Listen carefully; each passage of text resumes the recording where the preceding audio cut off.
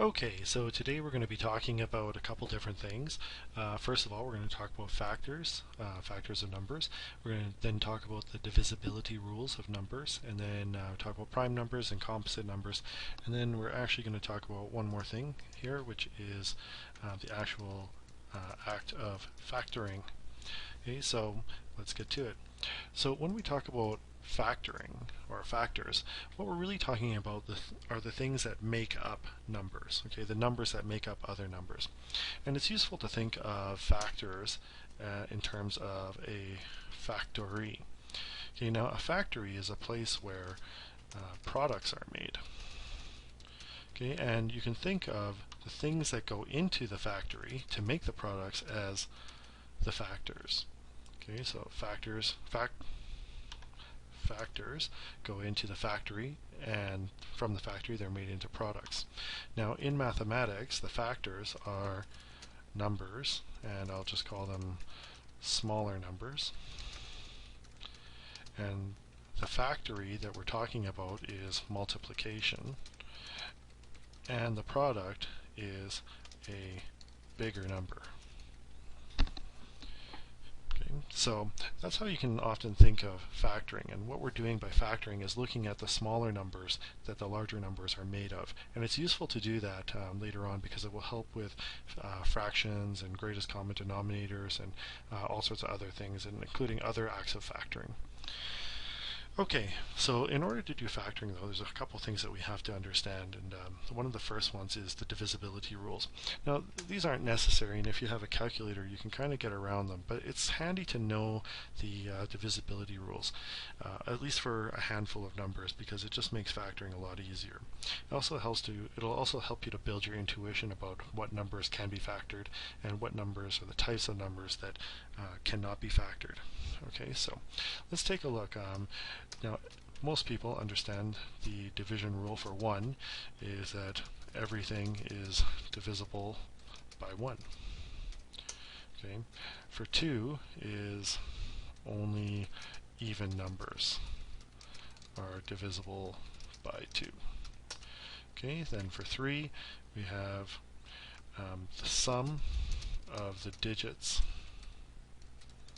of the number must be divisible by 3. Okay, and I'll give you an example of that. Okay, so let's go take an example here. And what we'll see here is if I give you a number like 3813, okay, it's not readily apparent if this number is divisible by 3 or not. Okay, but what we can do is we can say 3 plus 8 plus 1 plus 3, okay, is equal to 11, 12, 15. Okay, so equals 15. Okay, and 15 is divisible by 3, which means that 3,813 is also divisible by 3. Okay, so let's head back to our notes here. Okay, and so when we're talking about the number 4, things that are divisible by 4, what we're really looking at is the last 2 digits of a number. And I'll show you why we are interested only in those in just a moment here. Okay, so first of all, let's put the rule down there. Okay, so 4, the last 2 digits of the number must be divisible by 4. Okay, and let's take a look at any number here. So if I have a number here, and let's take, I don't know, 2016. Okay, well, let's make it a different number. Let's go 2216. Okay, so what we have here is that you should notice that these are the 100 values. Okay, and 100s are equal to 25 times 4. And so no matter how many of these you have, okay, so this is 2 times 25 times 4. And so no matter how many of these you have, these are always divisible by 4. Okay, and the thousands, being also just 10 times 100, are also always divisible by 4, and so on and so forth for every other number past this place value. So really what it means is that the divisibility of 4 is a given for this place value and everyone onwards. So it means we're only really concerned with these two place values, and in this case 16 is divisible by 4, which means that this whole number must also be divisible by 4. Alright, so let's go back to our notes here, and what we have is 5 is the last digit must be either 5 or 0. Okay, now 6 is a little bit more complicated. Now 6 is that the number must be divisible by both 2 and 3 at the same time. Okay, now an easy way to remember this is that 6 is made up of 2 times 3, and so the factors should also be divisible by 2 and 3. But keep in mind that this doesn't always work for other numbers. So for instance 8, it doesn't mean that numbers have to be divisible by 2 and 4 to make them divisible by 8. This doesn't work for that. So don't carry this rule to other numbers. Okay, and I'll show you an example again. Okay, so let's give a number here like, I don't know, okay, so 132. Okay, now because 132 ends in a 2, therefore it must also, it's divisible by 2. And the sum of these numbers, so if I put a plus sign in between these, right, is 6, and 6 is divisible by 3, which means that this number is also divisible by 3. And since this number then is divisible by 2 and 3, this is also divisible by 6. Okay. After this, 7, 8, and 9. Now there are some rules for 7, 8, and 9, but they're kind of complicated, and it's better just to maybe slog those out and actually do the division for those to see if they are actually evenly divisible by those numbers. The last one, of course, is 10, and numbers are divisible by 10 if the last digit of the number is 0. Okay, great. Now that leads us to what are called prime numbers. Okay, so let's take a look at the prime numbers. Now what a prime number is a number that only has 2 factors. Okay, those 2 factors are 1 and itself. Okay, that means that it's not divisible by anything else besides 1 and itself.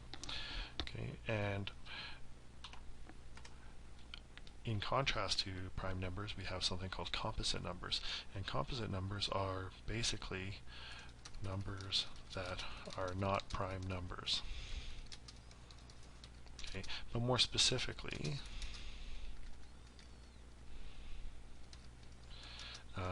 they are numbers with more than 2 factors.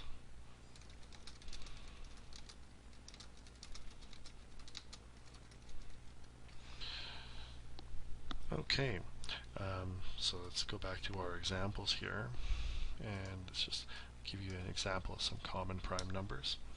Okay, so let's see here. Okay, so for instance, the number 14 is divisible by 1 and 14, okay, 2 and 7.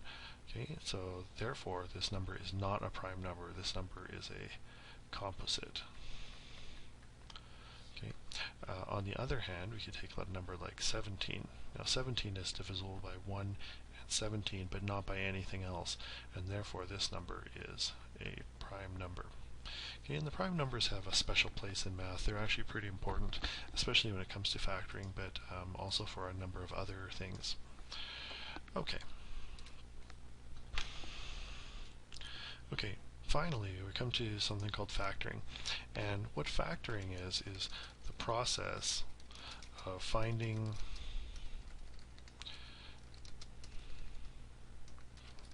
the smaller numbers that make up the larger numbers. Okay, now there's 2 ways that we can factor, or 2 techniques that we can use to factor numbers, and one of them is called a factor tree and the other one's a factor table. Essentially they are the same thing, but they're just a little bit different structured, but basically they're identical. Okay, now with a factor tree, okay, what we're looking at here, and I'm just going to expand this to be a bit bigger. With a factor tree, is what we do is we start off with a number and basically just keep dividing that number out. Okay, so let's start with a number like 72. And what I say is that 72 is made up of 36 times 2. Okay, and with a factor tree we stop factoring when we come to a prime factor. And the reason why this is because if I was going to say continue factoring 2, then I'd say, well, this is between 1 and 2, right? And then they'd have to factor this one to be 1 and 2 as well, and it would just go on forever. So I stop when I get to a prime factor. Okay, and it might be helpful to even circle that prime factor. Okay, so then we got 36 and 2. Now 36 is made up of 9 and 4. Okay, now it could also be made up of other things, and it doesn't matter. You'll eventually get the same answer. Now 9 is made up of 3 and 3. Okay, now 3 is a prime factor. Okay, and 4 is made up of 2 and 2. Okay, and so what you can say is that 72 is equal to 3 times 3 times 2 times 2 times 2. Right, and those are the prime factors of 72. Okay, all these other ones are subfactors of 72, but you never really use these. Really, we're concerned with the prime factors. Okay, now a factor table is, like I said, basically the same thing, but it just looks a little bit different. And let's go with 54. Okay, so if I take, what we do is we just basically draw a line and put the number here, 54. Okay, so, and then I say 54 is divisible by 2. So I say, okay, so 2. And then I have, that leads me to get 27. Now 27 is divisible by 3. Okay, and 27 divided by 3 is 9. Okay, and 9 is also divisible by 3. And so then 9 divided by 3 is 3, and 3 is also divisible by 3, which would give me a 1, and then it's that's the end. Okay, so let's see here, and then I get a 1, and I know that when I get to 1 that's the end. And then these numbers, okay, are the factors of 54. So what I can say then is 54 is equal to 3 times 3 times 3 times 2. Right, and that's basically how you use a factor table. Okay, and you can see essentially they're the same thing. Okay, so hopefully this will help you to learn how to factor and know what factors and prime numbers and composite numbers are.